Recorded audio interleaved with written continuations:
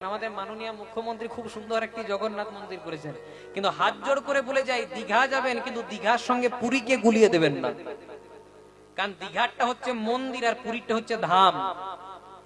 চার যুগের চারটা ধাম, সত্য যুগে বদ্রীনাথ, ত্রেতা যুগে রামেশ্বরম, দাপুর যুগে দ্বারিকাপুরী আর কলি যুগের ধাম পুরী। পুরী ধামের মহিমা জানেন? একসঙ্গে 7-8টা পাত্রে রান্না হয়, যেটা নিচে থাকে তাতে আঁচ বেশি লাগে, তাতে আগে রান্না হওয়া দরকার। কিন্তু জগন্নাথের অপার মহিমায় যেটা সবচেয়ে উপরে থাকে তাতে আগে রান্না হয়। এই কিছুদিন আগে দেখবেন সোশ্যাল মিডিয়াতে প্রকাশ হয়েছিল, এক বাবা আর এক ছেলে, ছেলেটার অনেক রোগ হয়েছে, একটা দুরারোগ্য ব্যাধি। তারপর নিয়ে গেছে কোথায় হসপিটালে, ডাক্তার মৃত বলে ঘোষণা করে দিয়েছে। বাবা কিন্তু হাল ছাড়েনি, ছেলেটাকে নিয়ে জগন্নাথ মন্দিরে গেছে পুরী ধামে। এমন আত্মনাদে ডেকেছে কাতর ভাবে যে জগন্নাথ প্রভু তার মধ্যে প্রাণ সঞ্চার করেছে। এটা পুরীতে পাবেন, দীঘাতে পাবেন না। দীঘা যাবেন, মাছ ভাজা খাবেন, ঢেউ নেবেন, খুব ভালো ব্যাপার, কিন্তু পুরীর সঙ্গে গুলিয়ে দেবেন না। 4 বছর বয়সে মা মারা গেল। পিতা ভোজদেব গোস্বামী ছেলেটাকে কোলে টেনে নিলেন, খোকা কেউ তো চিরদিন বেঁচে থাকে না রে। 4 বছর বয়সে তোর মা মারা গেছে, কিন্তু তোর মায়ের বড় ইচ্ছা তুই যেন মানুষের মতো মানুষ হোস, তুই যেন মস্ত বড় পণ্ডিত হোস। তাই ছেলেটার যেই না বয়স হলো 6 বছর, এই জায়গাগুলো মনে রাখতে হবে মায়েরা। 4 বছর বয়সে মা মারা গেল, আর যেই না ছেলেটার বয়স হলো 6 বছর, পিতা ভোজদেব গোস্বামী ছেলেটাকে একটা পাঠশালায় ভর্তি করে দিলেন, যার নাম জামদহ গ্রামের পাঠশালা। এখনো যদি কেউ জয়দেব মেলা বেড়াতে যান, ওই জয়দেব মেলা থেকে 7 কিলোমিটার দূরে এখনো পর্যন্ত পাঠশালাটি আছে, কিন্তু এখন আর সেখানে পড়াশোনা হয় না। ওই জয়দেবের স্মৃতির উদ্দেশ্যে রেখে দেওয়া হয়েছে। আপনাদের কাছে হাত জোড় করে আমি একটা নিবেদন করব, 4টি জায়গা যেতে ভুলবেন না। একটা শ্রীধাম বৃন্দাবন, যেটা ভগবান শ্রীকৃষ্ণের লীলাক্ষেত্র। দ্বিতীয় জায়গা হচ্ছে আমাদের বাংলার মাটিতে নদিয়া নবদ্বীপে এসেছিলেন চৈতন্য মহাপ্রভু, যিনি কলিযুগের ভগবান। তৃতীয় জায়গা হচ্ছে উড়িষ্যার জগন্নাথ মন্দির। আর চতুর্থ জায়গা হলো যার কথা আমরা শ্রবণ করছি। কারণ জয়দেবের ডাকে স্বয়ং ভগবান গোলক ছেড়ে ভূলোকে সশরীরে নেমে এসেছিলেন। ভক্ত যদি ইচ্ছা করে, তাহলে ভগবানকে কেউ যদি নামিয়ে আনতে পারে, তাহলে তার ভক্তই পারে। আর ভক্ত যদি একবার কাতর প্রার্থনা দিয়ে ভগবানকে ডাকে, ভগবান তার চরণের দাস হয়ে সর্বদা রয়ে যায়। তাই ছেলেটার বয়স হলো 6 বছর, পিতা ভোজদেব গোস্বামী ভর্তি করে দিলেন জামদহ গ্রামের পাঠশালা। 3-4 দিন পাঠশালায় গেছে। 5 দিনের দিন বাবাকে বলছে, বাবা আমি আর পাঠশালায় যাব না। ছোট্ট ছেলে, আমি আর পাঠশালায় যাব না। বলছে কেন? তুমি জানো না আমি তোমার এইটুকু ছেলে, আমার বুঝি ভয় করে না? তখন বাবা বলছে, খোকা তোকে তো আমার বলাই হয়নি, ওই বনের পথে যেতে যেতে তোর যদি কোনোদিনও ভয় করে, ওই বনের মধ্যে তোর একজন বন্ধু আছে। বলছে বন্ধু আছে? বলছে হ্যাঁ। বলছে কি নাম? বন্ধুর নাম হচ্ছে মধুসূদন। বাবা এমনি বলেছে, আর ছেলে বিশ্বাসও করে নিয়েছে। কথায় আছে, বিশ্বাসে মিলাই বস্তু তর্কে বহুদূর। তাই ছেলেটা মনে মনে চিন্তা করছে, দেখি কেমন মধুসূদন আছে। বনের মাঝ রাস্তায় এসে আজকে ডাকতে শুরু করেছে, মধুসূদন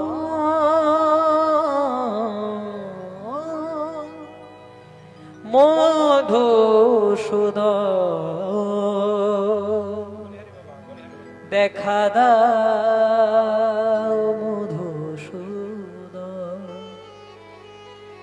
মধুসূদন বলে ডাকে জয়দেব, কোথায় বন্ধু আমার, তুমি বিনায়ে সংসারে কেহ নাই আমার। ডেকেছি কিন্তু সাড়া দেয়নি মা। কিন্তু সাড়া না দিলে কি হবে? ডাকটা তো পৌঁছে গেছে গোবিন্দের কাছে।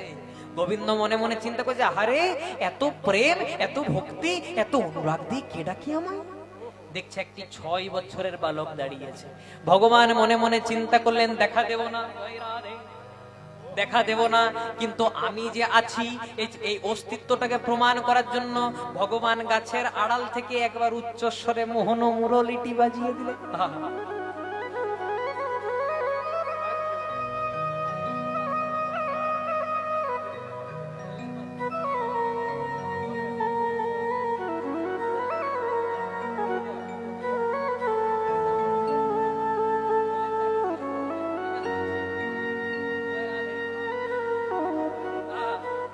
যেই না বাঁশিটা শুনেছে আচ্ছা মায়েরা, জয়দেবের কত বয়স বলেছিলাম গো? 6 বছর। 5 নয় তো? হ্যাঁ, বাহ, আপনারা খুব সুন্দর মনে রেখেছেন। 6 বছরের ছেলে, ভালো করে বর্ণ পরিচয় হয় নাই, বাঁশির গানটা শুনে গীত গোবিন্দের প্রথম শ্লোক লিখছে, মধুরম মধুরম মধুরতি মধুরম অপরূপ মুরলী নাদ। মধুরম মধুরম মধুয়তে মধুরম অপরূপ মুরলী নাদ। মধুরম মধুরম মধুরতি মধুরম অপরূপ মুরলী নাদ। মধুরং মধুরং মধুয়তে মধুরম অপরূপ মুরলী নাদ। কেমন মধুর মধুর বংশী বাজে, মধুর মধুর বংশী বাজে, মধুর মধুর বংশী বাজে, মধুর মধুর বংশী বাজে, ওই নাকি বাজায়ে বনের মাঝে, মধুর মধুর বংশী বাজে, নাকি বাজায়ে বনের মাঝে, মধুর মধুর বংশী বাজে। 6 বছরের ছেলে ভালো করে অ আ ক খ শিখে নাই, বর্ণ পরিচয় শিখে নাই, কিন্তু ভগবানের বাঁশির গান যেই না চলে এসেছে, আজকে লিখে দিয়েছে মধুরম মধুরম মধুরতি মধুরম অপরূপ মুরলী নাদম। ভগবান মনে মনে চিন্তা করছে, না না, এটা সামান্য ভক্ত নয়, সামান্য হইলে লিখতেই পারতো না। 6 বছরে যখন লিখে দিয়েছে, তাহলে দেখা দিতে হবে। ভগবান সব সময় ভক্তের চেয়ে একটু ছোট হয়। জয়দেবের বয়স কত বলেছি মায়েরা? 6 বছর। ভগবান আর একটু ছোট, একটি 5 বছরের রাখাল বালক সেজে জয়দেবের পেছনে ডেকে দিয়েছে, ও দাদা গোসাই। জয়দেব মনে মনে চিন্তা করছে, দাদা বলে আমাকে কে ডাকলো? পেছন দিকে তাকিয়েছে, দেখছে একটা রাখাল বালক দাঁড়িয়েছে। বলছে, হ্যাঁ রে, তুই আমাকে ডাকলি দাদা গোসাই বলে, তুই আমাকে চিনিস? তুই আমাকে জানিস? ভগবান মৃদু মৃদু হাসছে আর মনে মনে চিন্তা করছে, আমি না চিনি? আমি সংসারে পাঠালাম, আমার কাছে অজানা থাকে যে বলতো আমার নাম কি? তোমার নাম? তোমার নাম জয়দেব গোস্বামী। তো সবাই বলতে পারে। বলছে, আমার বাবার নাম কি? বলছে, তোমার বাবার নাম ভোজদেব গোস্বামী। এ তো সবাই বলতে পারে। বলতো, আমার মায়ের নাম কি? তোমার মা মারা গেছে, তোমার মায়ের নাম বামা দেবী গোস্বামী।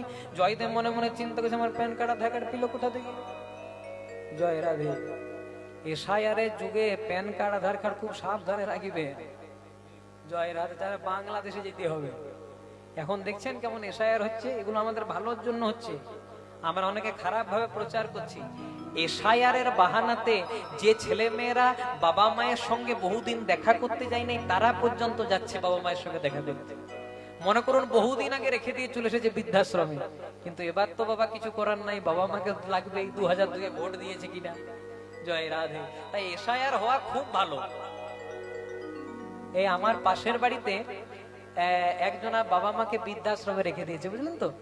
এসআইআর এর সময় হয়েছে, নিয়ে ছেলে গেছে বাবার কাছে। তো বলছে, বাবা বলছে, যদি আমাকে না নিয়ে যাস কিছু বলবো না। তাহলে বুঝো এখন বাবা মায়ের কত সুযোগ সুবিধা। ভাগ্যে এসআইআর এসেছিল, হরে কৃষ্ণ। আর না থাকলে একদম বাংলাদেশে রেডি হয়ে আছে। যার এসআইআর নাই সেই বাংলাদেশ। জয় রাধে। চিন্তা করার দরকার নাই, আমরা আমাদের কোনো কিছু হবে না, কারণ আমরা অনেকদিন ধরে এখানে আছি। কিন্তু যারা খারাপ ভাবে এসেছে এখানে, তাদেরকে তো চলে যেতেই হবে। যার যেটা বাসস্থান, তার যাওয়া সেটা দরকার। জয় রাধে। তাই হয়েছে কি, আজকে জয়দেব গোস্বামী বলছে, হ্যাঁ রে, তুই যে আমাকে চিনিস? কই, আমি তো তোকে চিনি না। তখন ভগবান মনে মনে চিন্তা করছে, এই রে, ভাবলাম দেখা দিয়ে চলে যাবো, নাম জিজ্ঞাসা করছে। হ্যাঁ রে, তোর নাম কি? আমার নাম তাদের বল, আমার নাম বলবো না। বলছে, বাবা মায়ে একটা ভালো নামও দিতে পারে না, বলবো না। বলছে, না গো দাদা, তোমার যদি এত নাম নিয়ে মাথা ব্যথা, তুমি আমার একটা নাম দিয়ে দাও।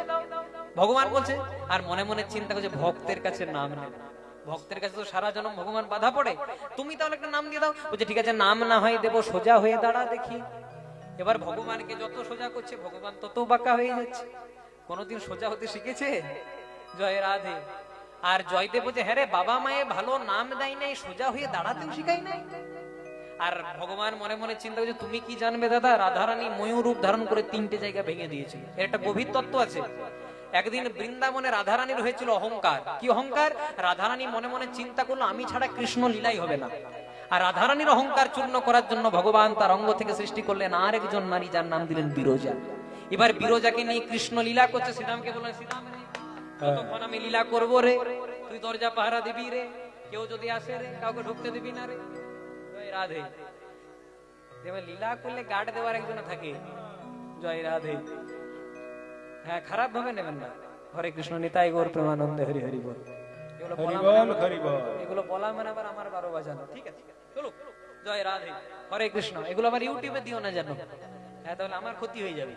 হ্যাঁ, খুব মন দিয়ে শুনবেন। এবার ভগবান বলছে, শোন শ্রীরাম, যতক্ষণ আমি বিরজাকে নিয়ে লীলা করব ততক্ষণ তুই দরজা বাড়ি দিবি, কাউকে প্রবেশ করতে দিবি না। শ্রীরাম বলছে, সবাইকে না হয় বাধা দিয়ে দেবো, কিন্তু যদি আসে তো রাধা কেমনে দেব বাধা?